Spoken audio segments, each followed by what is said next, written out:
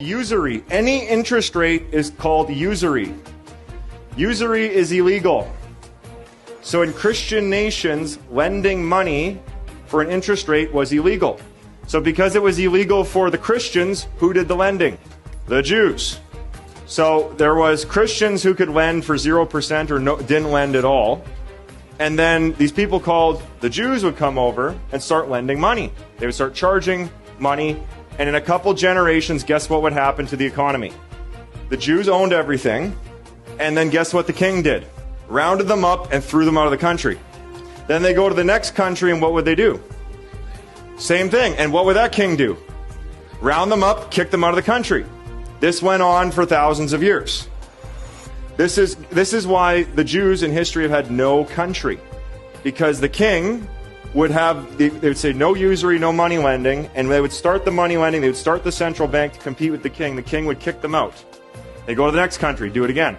So this has happened over and over and over again because this quote right here from Napoleon, he would show the compound interest tables, and he said in a very short amount of time, compound interest would eat up every piece of property in France.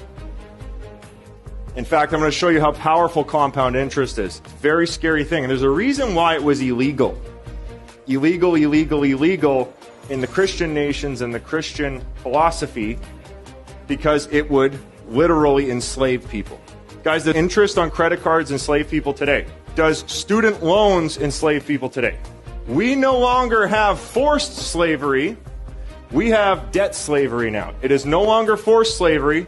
There's not a massa with a whip whipping you anymore to pick cotton or something like that, or build wallets or whatever you're doing, build boats, all sorts of slavery. We now have debt slavery, where somebody prints money and you now have to pay the money back plus interest. Okay, so Pareto's principle.